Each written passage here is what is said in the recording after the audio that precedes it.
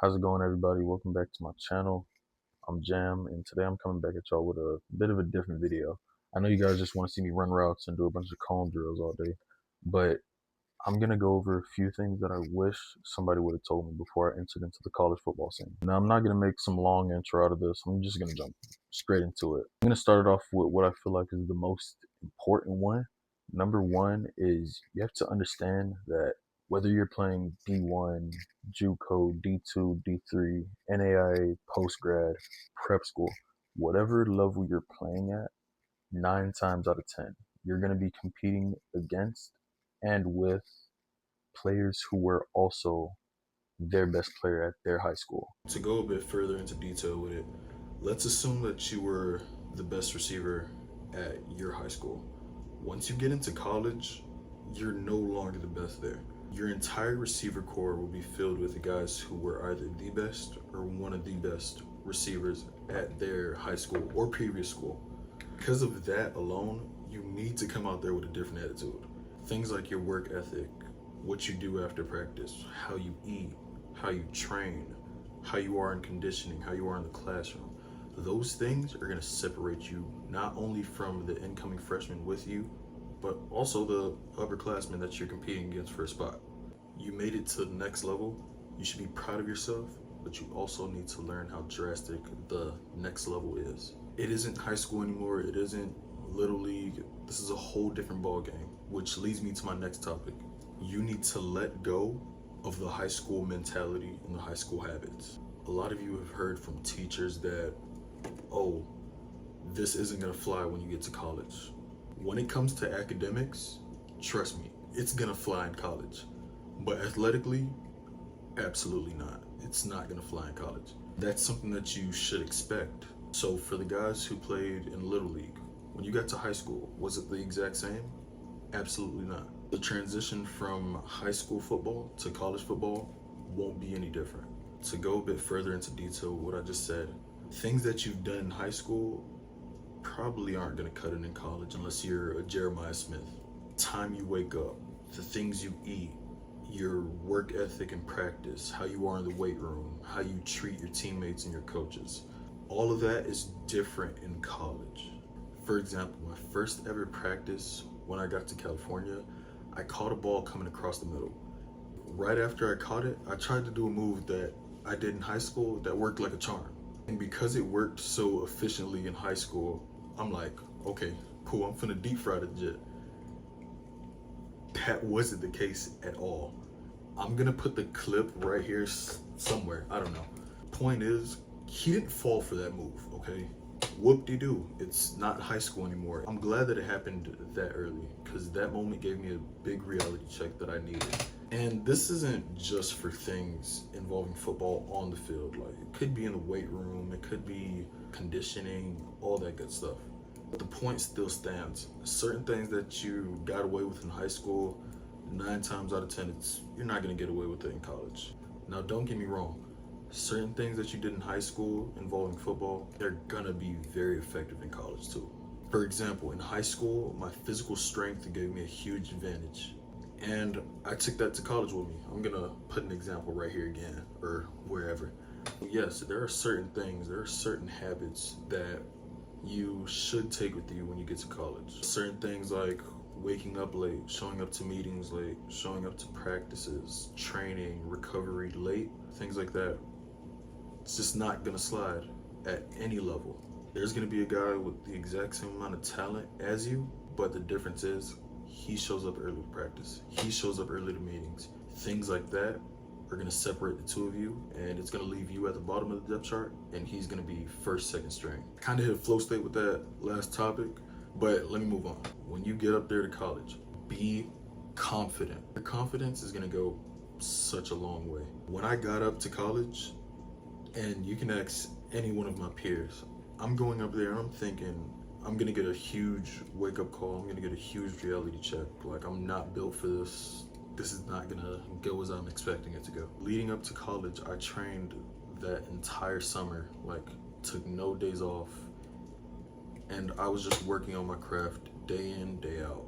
So of course that summer I got better, but me being nervous stopped me from realizing how much progress I made. I get to college all nervous and things like that, and I'm running routes and I'm doing all these good things that I learned over the summer and throughout high school. And I'm like, where did all this come from? It was always here.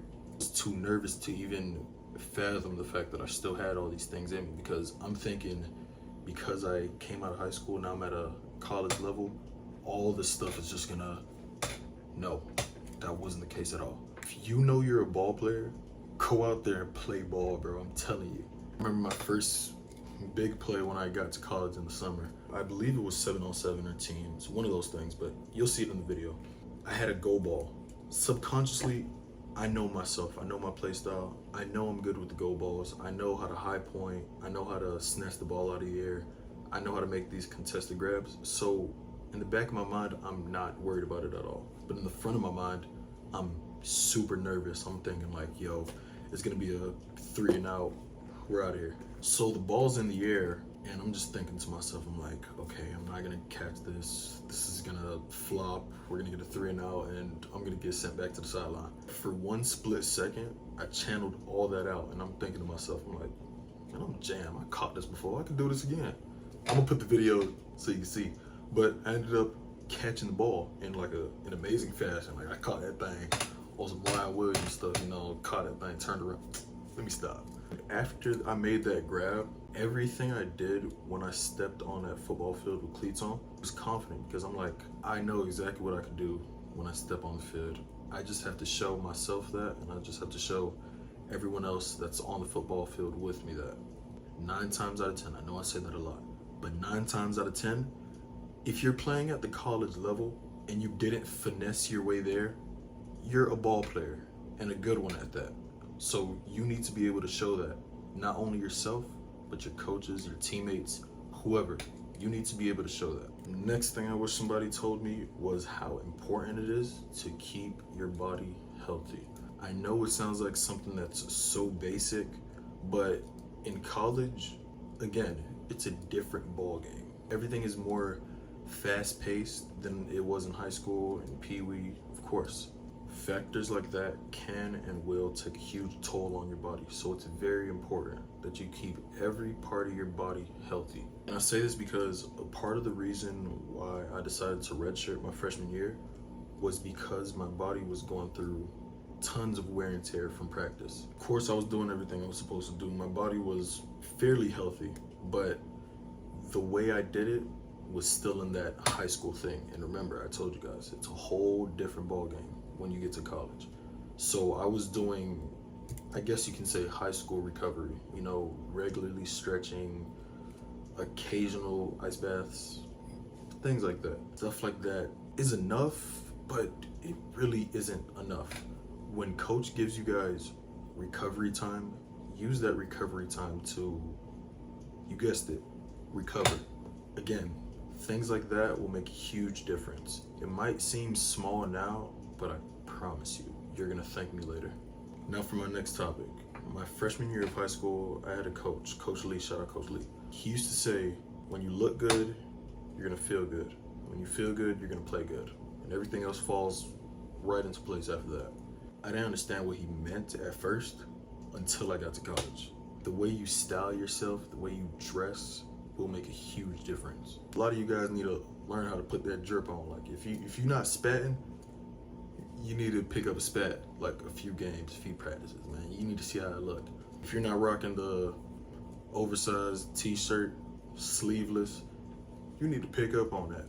Again, things like that may not seem as important, but I promise you it will make a difference. If you put that drip on, you're gonna feel very good. That's gonna reflect when you're on the field. Of course, you could be a dog, you could be a ball player and not have drip, but let's be real. Would you rather be a dog with drip or be a dog without drip? Exactly. So, case in point, put that on. My next topic is finding the right crowd. When you get into college, just like high school, there are gonna be a lot of knuckleheads on your team. Usually those knuckleheads are very good at their sport, but those aren't the type of people that you need to hang around. Guys who smoke all day, guys who don't do their work, people who don't give it their all, things like that will all hold you back, if those are the type of people you surround yourselves with. This doesn't only go for college football, this goes for literally everything. What you need to understand is how important the people you hang around with are, and how that can either positively affect you or negatively affect you. If you're hanging around somebody who doesn't even want to see their own selves win, they're not going to want to see you win either. So they're not going to take measures to get you where you need to go. They're not even doing that for their own selves. Come on. When I got acquainted in college, the two people that I would always find myself with were either Nolan or Dylan.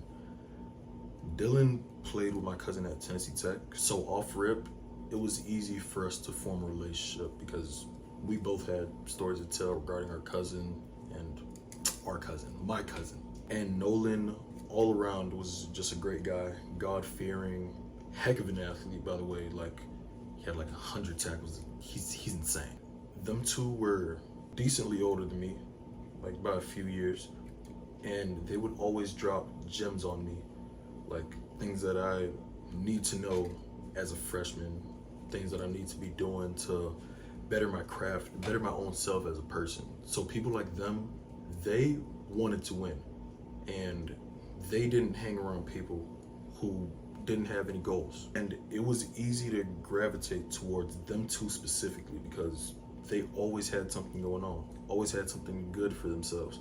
If I wasn't after practice getting some extra work in with Dylan, I would be with Nolan talking about something uplifting in general, something that's gonna better me as a person. So one more time, I'm gonna say it: surround yourself with good people. I said this a lot this video. You guys might not see this as something that's gonna make a difference, but believe me, it will. Now, I don't want to talk your ear off, and on top of that, I ran out of things to say. Even though there are a lot, I just can't remember right now. So if I do remember, I will do a part 2 on this. But for now, let's get back to work, and I'll see you guys on my next video.